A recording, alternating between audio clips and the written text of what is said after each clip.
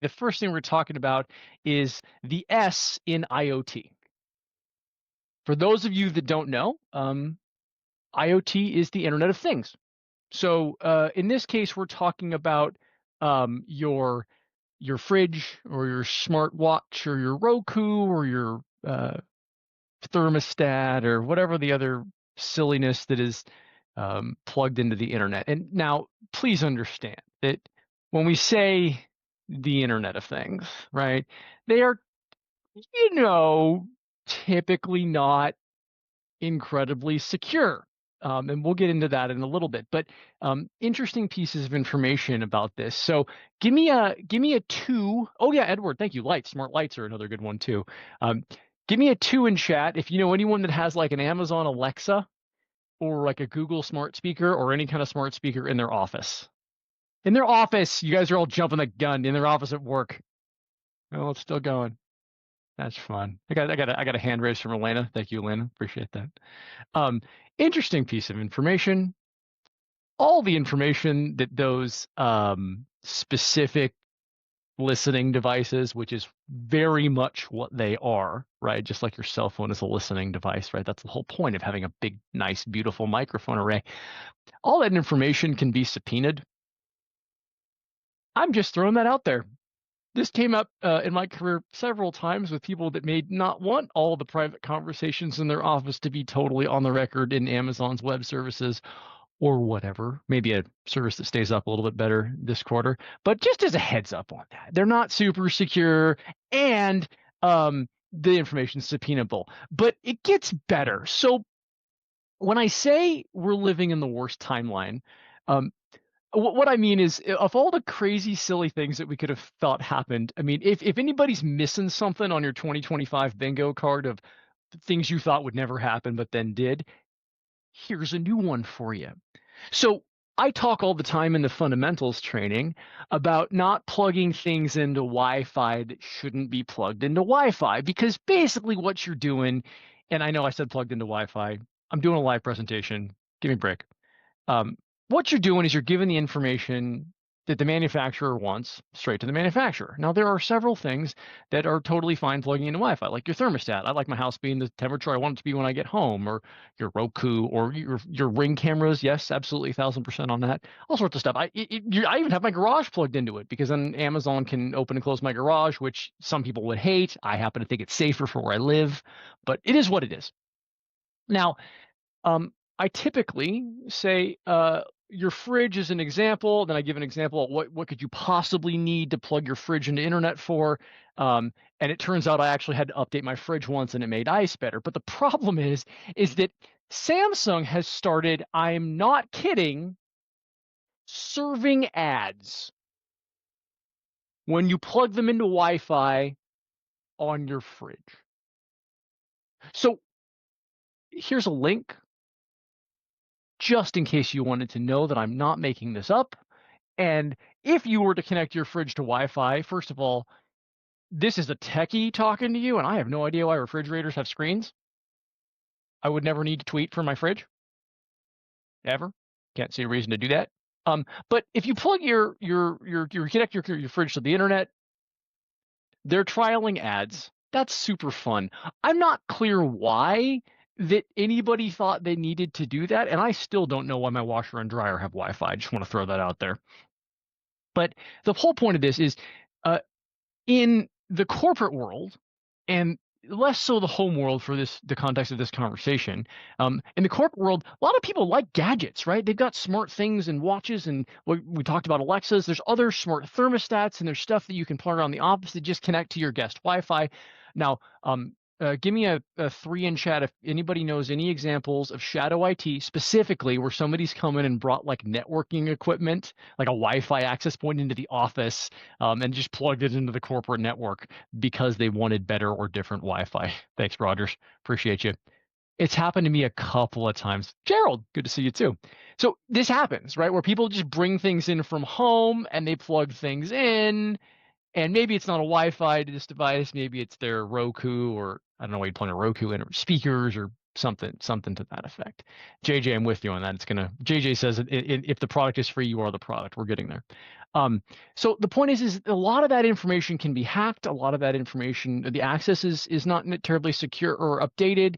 A lot of those things are just kind of odd, right? And in fact, there is a story about a large casino in Vegas, and I believe it was the Luxor, although they are cagey about it, that got hacked through their smart fish tank. I'm serious. They had a smart fish tank and a default password on there, and that's how they were ransomware. Somebody got in through that.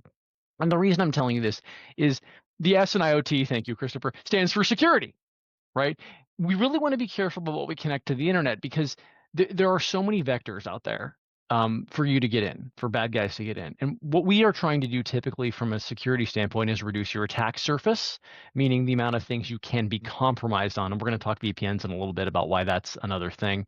But what I do when we do risk assessments for clients and for non-clients is we try to make sure your risk profile and your risk tolerance are aligned, right? You could be very risk accepting. Day traders are great examples of this, or you could be. I know lots of musicians that don't. It is what it is, right? Or you could be a fiduciary or a lawyer, and your risk tolerance is very, very low. So when we talk about continual audits for security and we talk about getting into things and making sure we're always doing the right things and processes and policies and all those kinds of things, this is one of the things that comes up. Hey, do you have a policy to make sure people can't randomly bring unapproved devices in, whether that's your own personal phone that you plug into your computer to transfer iTunes? Give me a 4 in chat if anybody knows someone that's ever installed iTunes or something similar on a work computer and then just plugged their personal phone into that computer to synchronize something because reasons? Right.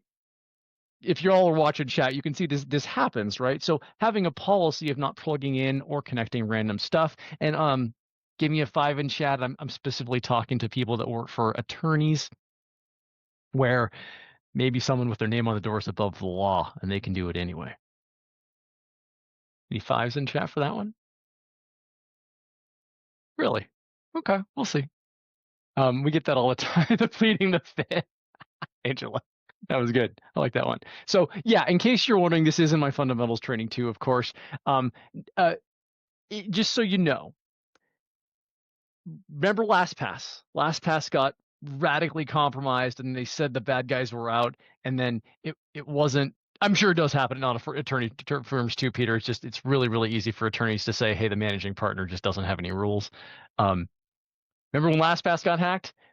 Both of the attacks, first the one they thought they got out and didn't, and then the second one were from Plex. Plex is a media server effectively, and don't screw me if you actually know what Plex is, but that's the best way to describe it.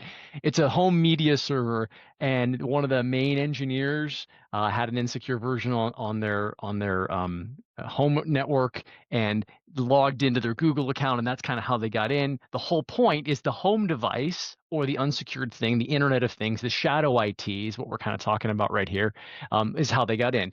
Corporate devices have the same vulnerabilities, everybody. They really do. I would love to tell you that, the Linksys firewall or Wi-Fi that's plugged into your server room covered in cables and old coffee cans in your server is totally fine and safe. But there's a reason, and Joseph Rogers is in this call. I pick on him because he's one of our account managers. He will love it when I say something to that effect of, hey, this is why we update things and this is why we go through stuff, is because sometimes things just go out of support, or they aren't, we don't know about them, or they're plugged in somewhere 20 years ago to solve a problem for someone who doesn't even work here anymore, and now there's a huge vulnerability. This happened to Sony as well. Shut their entire PlayStation network down by a very, very old web server. This is why we do these kinds of things. So the reminder of this, the reason I'm kind of telling you all this, is security's job is not to say no, although it definitely is actually that. Our job is to say, is the juice worth the squeeze, effectively, right? Is the benefit you're getting out of this device, service, vendor, connection, software, is it worth the connection to your equipment, to your network, and opening up those additional vulnerabilities? Frequently, when I have to go to executives, both the ones internal to Insight and our clients, And I say there's a risk. And Gerald is here. He's actually, we've had this conversation very recently. And we say there's a risk here. It's kind of unspecified. It's higher than not doing this. I don't have anything right now that's going to realize this risk, but it doesn't feel right. And in that same vein, it's like, listen, if you plug a fully patched Amazon speaker connected into your guest Wi-Fi at your work that doesn't have any connection to your internal network, um, that's a risk. There are clearly several things that would mitigate that risk. Guest network, fully patched Alexa, you know what it is. But it doesn't mean there's no risk. And in my job, sometimes we have to say, hey, I'm kind of trying to predict the future here, and I'm trying to reduce your exposure. Internet of Things, and the S in IoT, of course, does not exist. That's the joke. The Internet of Things is not super safe, right? So I love your printers, and we love the computers, and we love the phones on, everybody's got their personal phone on corporate Wi-Fi. You kind of got to accept that risk. People are going to want their personal phones there or whatever. But maybe Alexa, or maybe smart thermostats, or maybe whatever the heck else they crammed Wi-Fi access into for some reason doesn't need to have access to the corporate network.